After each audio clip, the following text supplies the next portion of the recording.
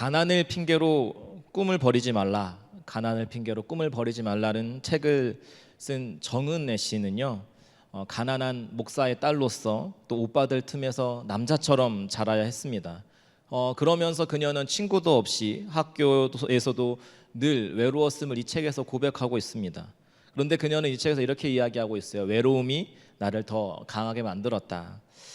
이 책을 읽으면서 저는 이 땅에서 하나님의 편에 서서 살아가는 자들의 분명 하나님의 편에 서서 살아가는 것은 외로운 일이다라고 생각을 했습니다. 이렇게 어린 시절 외로워하던 그 은혜 씨를 향해서 어느 날 오빠가 이런 얘기를 했다요. 다른 사람들 눈을 너무 의식하지 않았으면 좋겠어. 세상 사람들은 아무도 내게 신경을 쓰지 않거든. 자 봐라, 독수리는 혼자 다니지만 참새들은 떼지어 다니잖아.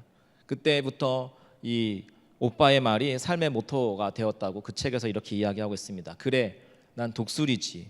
더는 남들 눈 때문에 나와 맞지 않는 아이들과 어울려 다닐 필요 없어. 정말 함께하고 싶은 사람이 나타날 때까지 혼자 이렇게 지낼 거야. 여러분, 사랑하는 여러분, 결국 인생은 마음을 어디에 놓고 살아가느냐의 문제가 아닐까요? 하나의 포도는 다른 포도를 만날 때 색깔을 바꾼다라고 하는 이야기가 있어요. 하나의 포도는 다른 포도를 만날 때 색깔을 바꾼다. 포도원에서 포도 한 송이가 익기 시작하면 그 효소와 향기가 일종의 에너지장을 형성해서 다른 포도를 향해서 너도 익어야 되는 때야 신호를 보낸다고 해요. 지금은 변화하고 익을 때라고 하는 것을 알려준다는 것이죠. 그렇게 한 송이의 포도가 그 신호를 보내듯이 하나님의 편에 서서 하나님의 방법대로 살아가는 그 한 사람 때문에 누군가가 하나님의 편에 선 사람으로 세워지게 되고 또 하나님의 영광이 드러나게 하는 줄 믿습니다. 네, 그래서 우리는 외로울 수 있지만 하나님께서 우리를 그 일들로 부르신 것이죠. 하나님께서 이스라엘을 선택한 이유도 그와 같았습니다. 이 한 나라를 통해서 하나님이 누구신지를 드러내고 하나님의 편 사람들, 이 나라를 통해서 열국 가운데 하나님께로 돌아오게 하시기 위해서 수많은 나라 중에 이스라엘을 제사장 나라 삼으신 것입니다. 그런데요, 이스라엘이 이 하나님의 부르심에 합당한 삶을 살지 못했어요. 그래서 계속해서 선지자들을 보내셔서 수차례 경고하셨고 시간을 주셨어요. 그리고 기다리셨습니다. 그러나 그들은 끝내 돌이키지 않았습니다. 그 결과 바벨론에 의해서 예루살렘이 함락되었고 세 차례에 걸쳐서 바벨론의 포로로 강제 이주를 당하게 되는데, 오늘 우리가 함께 읽은 본문을 쓴 에스겔이 첫 번째 무리들 중에 이제 바벨론으로 끌려가게 된 거예요. 모든 것이 끝나버린 것 같은 상황, 조금만 있으면 예루살렘에서 제사장이 될 나이가 되었는데 모든 것을 다 잃고 나라도 잃고 직업도 잃고 한순간에 포로가 되어서 절망 가운데 힘없이 그발강가에 앉아 있을 때 하늘이 열리고 한 환상을 보게 됩니다. 그리고 선지자로 부르심을 받게 되어서 예루살렘이 아니라 이스라엘이 아닌 이방 땅 바벨론 땅에서 포로가 되어진 이스라엘 백성을 향해서 예언하게 되는데, 오늘 본문에 앞선 4장, 5장에서처럼 어떤 이상한 행동, 퍼포먼스를 통해서 하나님의 말씀을 상징적인 행위를 통해서 전하고, 또 오늘 본문과 같이 말로써 하나님의 뜻을 전하게 됩니다. 그 하나님의 뜻이 무엇인지 함께 살펴보기를 원합니다. 1절과 3절 말씀 한 번 더 같이 읽겠습니다. 시작. 말씀이 내게 임하여 이르시되, 인자야, 너는 이스라엘 산을 향하여 그들에게 예언하여 이르기를, 이스라엘 산들아, 주 여호와의 말씀을 들으라. 주 여호와께서 산과 언덕과 시내와 골짜기를 향하여 이와 같이 말씀하시기를, 나 곧 내가 칼이 너희에게 임하게 하여 너희 산당을 멸하리니. 여러분, 여호와의 말씀이 에스겔에게 임하였는데 그 말에 하나님의 말씀의 선언의 대상이 누구에게로 향하고 있죠? 오늘 본문에 저 보시면 답이 안 나옵니다. 1절, 2절, 3절 말씀에 누구를 향하고 있죠? 이스라엘의 산들을 향하고 있어요. 그리고 산과 언덕과 시내와 골짜기로 확대되고 있죠. 그들을 칼의 심판으로 멸하신다라고 선언하고 있는 것이요. 왜 하나님께서 사람이 아니라 인격과 생명이 전혀 없어 보이는 그 대상을 향해서 심판을 선언하실까? 이것이 이스라엘의 포로로 끌려오게 된 원인을 산당이 제공했기 때문이라는 거죠. 그 여기서 명시되고 있는 곳들 가운데 산당이 세워져 있었습니다. 산당이 어떤 곳이었기 때문에 이스라엘의 멸망의 원인이 되었냐? 여러분, 사실 산당은 이스라엘이 이제 가나안 땅에 들어오기 전부터 온갖 우상을 섬기던 곳이었습니다. 민수기 33장 52절 말씀을 제가 읽어드리겠습니다. 그 땅의 원주민을 너희 앞에 다 몰아내고 그 새긴 석상과 부어 만든 우상을 다 깨뜨리며 산당을 다 헐라. 주님께서는 그렇게 말씀하셨어요. 그렇게 하지 않으면 이들이 그 땅 가운데서 우상을 숭배했던 그 안 좋은 영향들을 하나님의 백성들에게 끼쳐질 수 있을 것을 아셨기에 그들을 다 쫓아내라고, 거기에 곳곳에 있는 산당을 다 헐어내라고 하나님께서 말씀하신 것이요. 그리고 너희는 산당에서 예배할 것이 아니라 중앙성소에 모여서 어느 곳에 있든지 이곳에 모여서 예배할 것을 하나님께서 명령하셨습니다. 여러분, 그런데요, 이스라엘이 꽤 넓었겠죠. 부산에서, 제주도에서 매일같이 서울로 예배하러 오는 것이 쉬웠겠습니까?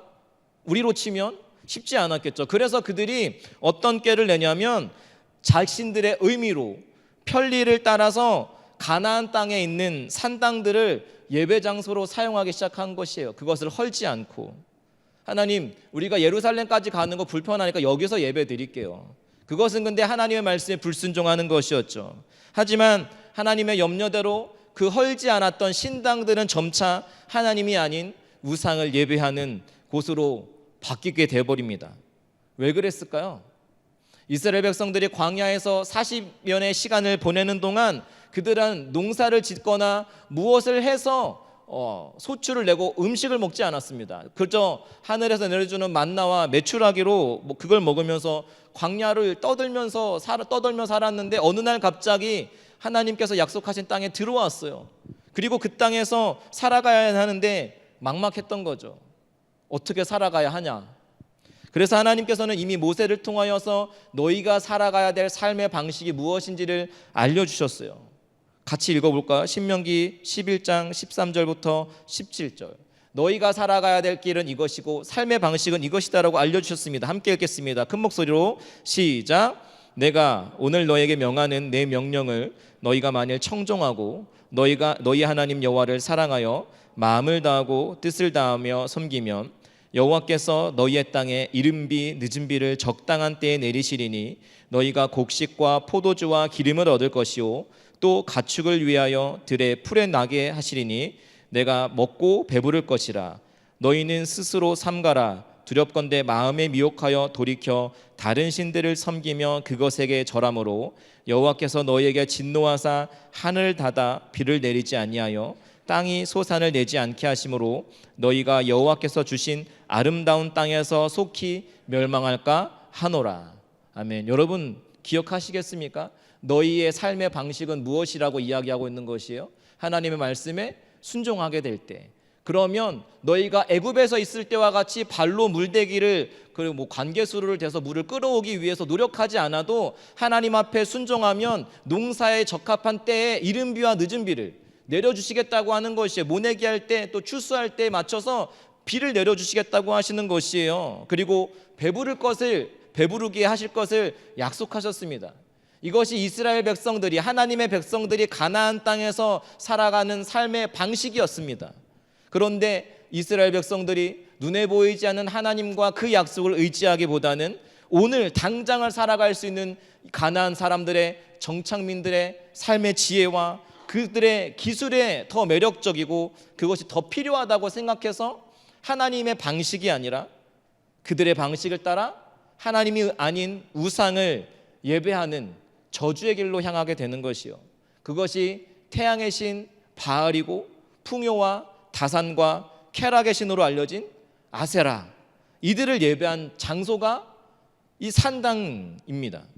그러니까 이 산당을 헐지 않으면 하나님께서는 이런 일이 일어날 줄 아시고서 명령하신 것이에요.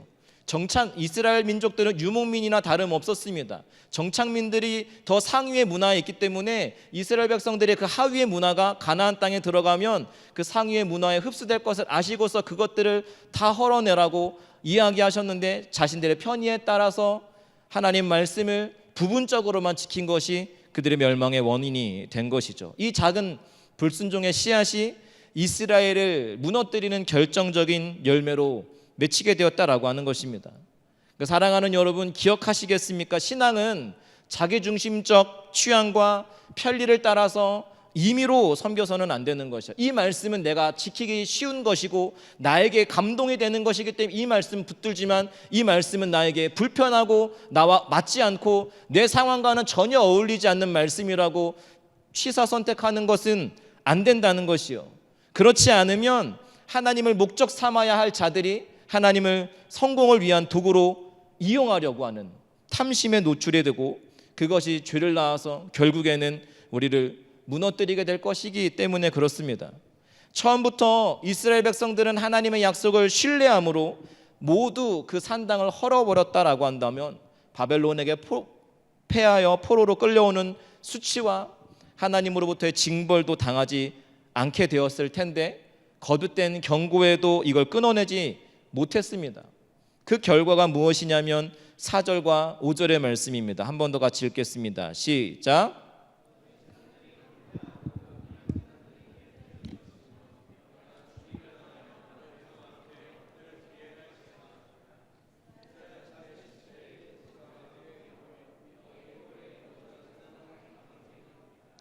죽음, 그리고 그것으로도 모자라서 무덤에 묻히지 못한 채 그 시체와 뼈가 그들이 숭배했던 우상과 그 제단 앞에 뿌려지는 치욕 중에 치욕, 불명예를 당하게 된 것이다 라고 이야기하는 거죠. 계속해서 6절과 7절입니다. 한 번 더 읽겠습니다. 시작. 내가 너희에게 모든 성읍이 사막이 되게 하며 산당을 황폐하게 하리니 이는 너희 제단이 깨어지고 황폐하며 너희 우상들이 깨어져 없어지며 너희 분향 제단들이 찍히며 너희가 만든 것이 폐하여지며 또 너희가 죽임을 당하여 엎드러지게 하여 내가 여호와인 줄을 너희가 알게 하려 함이라. 6절에서요 사막이 되게 하며라고 하는 것은 어원상으로는 가뭄으로 인해서 땅이 이제 뭐랄까요 황무해지는 것을 의미합니다. 그렇지만 구약 성경에서 이 단어가 사용될 때는 성읍이 파괴되어서 더 이상 사람이 살지 못하는 상태를 나타날 때 사막이 되게 하며라고 하는 표현들이 사용되었습니다. 그리고 이 표현은 주로 이스라엘의 대적들, 하나님을 알지 못하는 사람들을 향하여 심판을 선언할 때 이 단어가 이 문구가 사용이 됐는데 오늘 이 표현이 누구를 향하고 있습니까? 하나님께서 선택하신 이 이스라엘 백성들을 향하여서 이 단어가 사용되고 있는 것이요. 무슨 말입니까? 하나님을 영화롭게 해야 할 이스라엘이 하나님을 알지 못하는 대적자와 같은 취급을 받고 있습니다. 그래서 완전히 진멸되고 황폐케 되므로 다시는 사람이 살지 못하는 그런 심판 앞에 놓이게 되었다라고 하는 것입니다. 그 심판이 어떤 양상으로 나타나게 되냐면 6절 이하에 보면 계속해서 나오고 있어요. 그 동사들을 주목해 보면 깨어지며 황폐해지며 깨어져 없어지며 찍히며 폐하여지며 약간의 의미의 차이는 있지만 유사한 의미의 동사가 계속 반복되고 있습니다. 왜냐? 이스라엘이 자신의 탐심을 투사해 놓은 우상을 따른 결과가 무엇이냐? 그들이 겪게 될 파멸이 얼마나 확실하며 철저한 것인지를 하나님 강력한 의지가 그 동사들을 통해서 투영이 되고 있는 것이요. 그런데 그토록 그들이 붙들었던, 그들이 의지했던 우상들은 정작 자신의 숭배자들을 심판해서 구해내지도 못하고 그리고 수치를 당하는 시신으로 더럽힘을 당하고도 묵묵부답일 뿐이었습니다. 여러분, 하나님이 선택된 자들이라고 할지라도 하나님 앞에서 바로 서 있지 못하다면 누구도 예외 없이 징계의 대상이 될 수 있음을 기억하기 원합니다. 사랑하는 여러분, 그런데요, 하나님은 이 심판을 통해서 하나님을 완전히 다 쓸어버리는 것, 끝내시는 것에 목적이 있지 않았습니다. 그 모든 행사를 통해서 하나님께서 이루시고자 하시는 궁극적인 목적이 7절에 밝히고 있는데요, 7절 하반절에 이렇게 기록되어 있습니다. 내가 여호와인 줄 너희가 알게 하려 함이라. 내가 여호와인 줄 너희가 알게 함이라. 이 말은 오늘의 본문에 4차례 반복되어 있습니다. 그리고 에스겔서 전체에서는 70번 언급되고 있습니다. 무슨 말입니까? 먼저는 하나님께서 자기 백성된 자들에게 원하시는 것이 다른 무엇보다 너희가 내가 누구인지를 알기를 원한다 라는 것이요, 여기서 여호와는 스스로 있는 자를 의미합니다. 사람들의 만들어진 우상과는 본질적으로는 다른 만물의 근원자요 창조자를 의미합니다. 사랑하는 여러분, 이스라엘이 하나님이 누군지를 몰랐을까요? 정말 몰랐을까요? 아니었겠죠. 오히려 그들은 우리가 하나님의 백성임을 자랑했습니다. 그런데 하나님께서 이들을 향하여서 너희가 나를 알길 원한다, 왜 이렇게 말씀하시는 거야? 무슨 말입니까? 너희가 내가 누구인지를 모른다, 그 말 아닙니까? 영어에서 안다는 표현을 2가지로 표현하더라고요. 하나는 I know you, 또 다른 하나는 I know of you. 나는 당신을 압니다. 나는 당신에 관해서 압니다. 우리가 하나님을 안다고 할 때도 마찬가지인 거죠. 하나님과 인격적인 관계를 맺고 하나님의 마음을 헤아려 주의 뜻을 행하려고 하는, 순종하려고 하는 삶을 향해서는 I know God, 하나님을, 나는 당신을 압니다라고 말할 수 있는 것이요, 이스라엘은 어려서부터 모세오경을 외우고 하나님에 대해서 배웠습니다. 그리고 나름대로 하나님을 믿고 자기 입장에서 신앙생활을 최선을 다하며 하나님의 백성이라고 자랑했습니다. 그래서 자신들은 하나님을 안다고 자부했지만 사실 그것은 그들만의 착각이었던 거죠. 하나님이 보셨을 때 그들의 삶은 하나님에 관하여만 아는, 지적인 측면에서만 국한되어서 하나님을 전혀 인정하지 않는 삶을 살았기 때문에 너가 내가 누구인지를 알기 원한다, 하나님께서 그렇게 말씀하셨던 것 아니겠습니까? 삶의 구체적인 문제 앞에서 그들이 가장 먼저 떠올린 분은, 가장 먼저 신뢰하고 붙들었던 분은, 가장 최우선으로 선택했던 대안은 하나님이 아니었던 거죠. 그러니까 누가 참 신인지도 모른 채 산당에 나아가서 허무하게 그지없는 우상을 예배했던 것 아니겠습니까? 이것이 이스라엘의 심판의 이유라고 밝히고 있는 것이죠. 우리는 어떻습니까? 오랜 기간 동안 하나님을 잘 믿어온 만큼 하나님이 누구인지 나는 잘 안다, 여러분 그렇게 자부하고 계십니까? 그 삶이 삶으로 이어져 나의 변화로 이어지고 있습니까? 여러분 그렇지 않다면 그리스도인이라고 여러분이 아무리 자부한다 할지라도, 내가 하나님을 정말 잘 안다고 이야기할지라도 착각일 수 있습니다. 실제로 하나님을 잘 모르는 삶일 수 있고 하나님을 안다고 착각하며 사는 이스라엘과 다르지 않다는 것을 기억하셨으면 좋겠어요. 그러기에 오늘의 말씀 앞에서 냉정하게 내 자신을 돌아보기를 소망합니다. 하나님 앞에서 우리의 모습이 어떤지 주의 말씀으로 우리의 삶을 조명하길 원합니다. 과연 내가 하나님을 안다고 이야기할 수 있는 삶인가? 그저 하나님에 관해서만 알고 교회 생활에 대해서만 알고 하나님을 안다고 착각하고 있는 것은 아닌가? 그런 자들 향해서 주님께서 오늘 이렇게 말씀하십니다. 내가 누구인지를 알기를 원하노라. 여러분 그런가 하면 내가 여호와인 줄을 너희로 알게 하려 함이라. 여기에는 하나님의 심판이 단지 그들을 파멸로 내던지기 위함이 목적이 아니라 그들로 하여금 하나님에 대한 바른 인식을 갖도록 하여서 헝클어진 삶에서 회복을 주시기 위하는 하나님의 마음이 담겨 있음을 또 알 수 있습니다. 6장 8절 말씀 우리 자매들이 한번 크게 읽어주시겠습니까? 자매들 시작.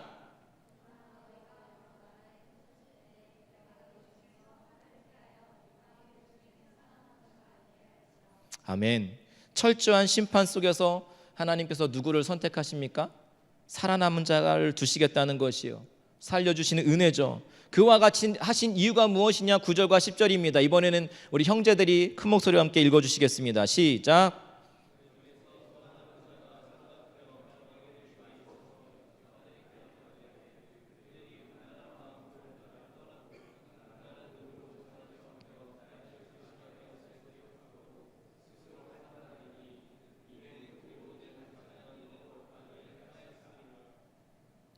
그때야 같이 시작. 그때야 그들이 나를 여호와인 줄을 알리라.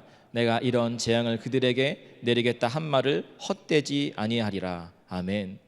포로지에 살아남게 하심으로 왜 우리가 이런 처절한 심판 가운데 놓이게 하셨는가?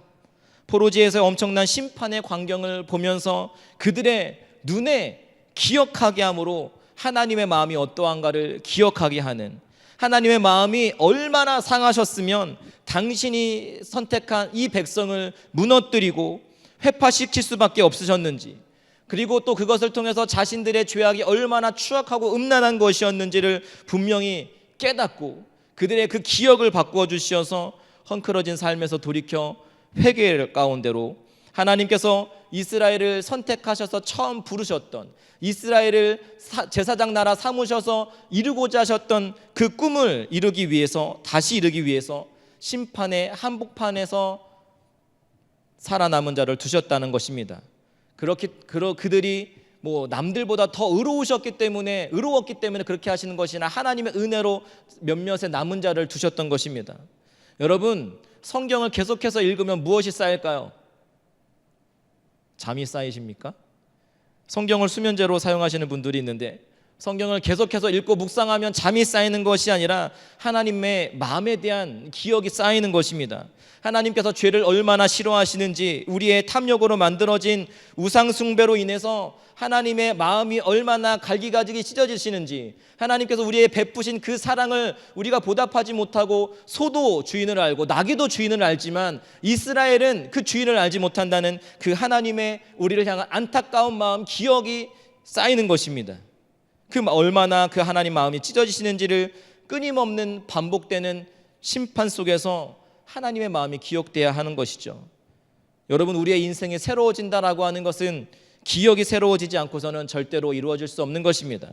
우리의 어떤 행동과 어떠한 반응은 심리학에 의하면 기억에 대한 반응으로 나타나는 것이다라고 말하더라고요.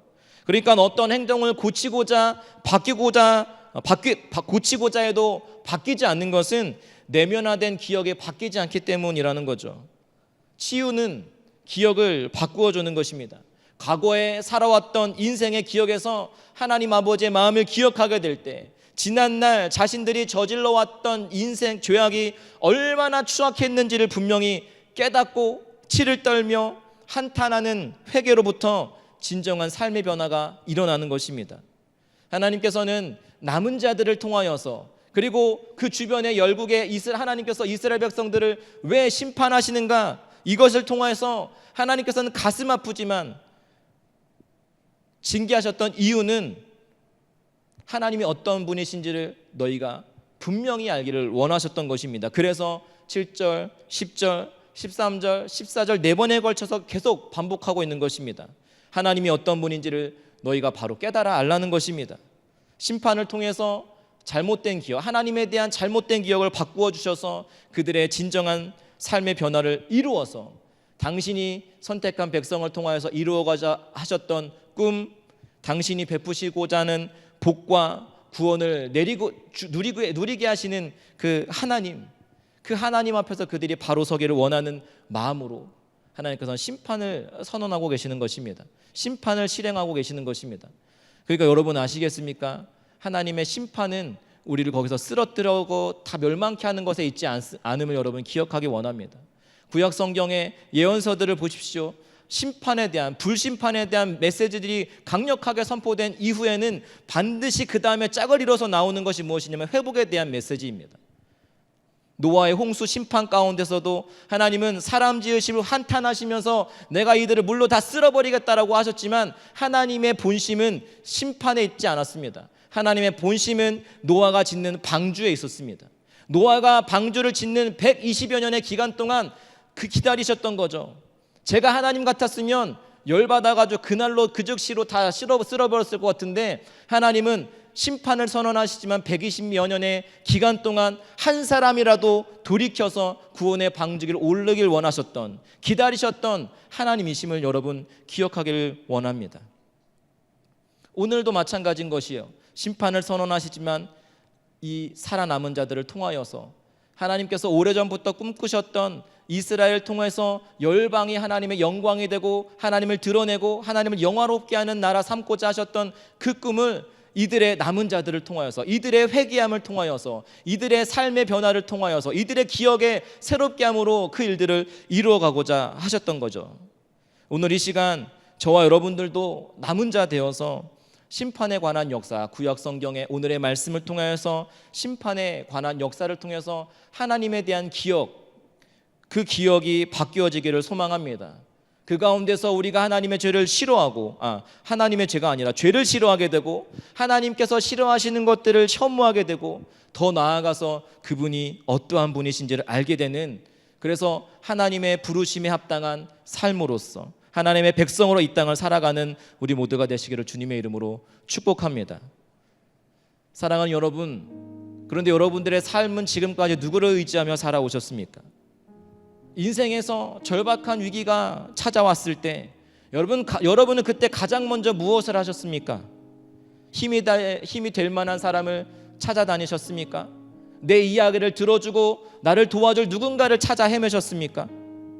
돈을 꾸어줄 만한 사람을 찾으셨습니까? 여러분, 우리 인생사의 결정권을 쥐고 계신 분은 그들에게 있지 않습니다. 오직 하나님께로만 있는 줄로 믿습니다. 이스라엘은 그 대안으로 하나님이 아니라 가나안 땅 백성들이 살았던 그들의 방식을 따라서 그 우상을 선택했습니다. 그러나 그들의 결과가 무엇이었습니까? 심판 앞에서 그들은 아무도, 그 우상들은 이 백성을 지켜주지 못했고, 그들을 평안함으로, 정말 그들이 추구했던 것으로 정말 복된 삶으로 인도하지 못했음을 기억합니다. 하나님 없는 삶은 아무리 애쓰고 노력해도 헛수고일 수밖에 없고, 결정적인 순간에 그것은 최선의 대안이 될 수 없을 것입니다. 왜죠? 주님만이 우리의 인생의 주권자이시며 그분만이 우리의 참 신이시기 때문이죠. 새는 날개가 아무리 무거워도 그것을 떼어버리지 않습니다. 왜냐하면 그 날개 때문에 날아올 수 있기 때문이죠. 배는 돛이 아무리 무거워도 그것을 잘라버리지 않습니다. 왜냐하면 그 돛으로 말미암아 앞으로 나아갈 수 있기 때문입니다. 기차는 화통이 아무리 무거워도 그것을 끝까지 달고 다닙니다. 왜냐하면 그 무거운 화통이 없으면 단 1m도 전진할 수 없기 때문이죠. 어떤 사람이 시계에 달린 큰 줄을 보고서 시계가 힘들어하는 것 같아서 그 줄을 떼어버렸습니다. 그랬더니 그 순간 시계의 바늘이 멈춰서게 되었습니다. 여러분, 여러분들의 삶에서 무엇을 의지하고 계십니까? 무엇에 여러분들의 인생을 걸고 계십니까? 인생의 참된 주권자이신 하나님을 바라보기를 원합니다. 인생이, 여러분들이 살아가는 삶이 하나님 말씀을 따라 살아가는 것이 어렵게 느껴질 수 있고요, 하나님 말씀을 따라 순종하는 것, 그것은 손해고 그렇게 살아서는 이 세상 가운데 결코 성공할 수 없을 것처럼 여겨질지 모르겠습니다. 그러나 그것이 무겁다고 해서 여러분들이 그것을 내려놓는다면, 하나님을 내 삶의 자리에서 다른 우상을 놓기 시작하면 우리는 하늘을 향해 날아갈 수도 없고, 하나님께서 우리를 이 땅 가운데 부르신 그 부르심을 향하여서 1m도 전진할 수 없게 될 것입니다. 그러기에 오늘 이 말씀 앞에서 우리의 삶을 돌아보기를 소망합니다. 하나님을 내가 안다고 생각했고 여호와를 섬긴다고 했지만 내 삶의 모습 가운데 하나님이 아닌 우상을, 하나님보다 더 앞서 사랑하고 바알을 섬기고 있는 모습은 우리 가운데 없는지 하나님 앞에 우리의 모습을 그대로 내어보시기를 원합니다. 그리고 하나님보다 더 앞서 사랑하고 의지하였던 것들이 있다면 이 시간 오늘 이 말씀 앞에서 철저히 돌이키기를 원합니다. 하나님만이 참 신이심을 알미 진정 하나님을 우리 인생의 주인으로 모시는 삶으로 이어지고 있는지 우리의 삶의 모습을 돌아보기를 원합니다.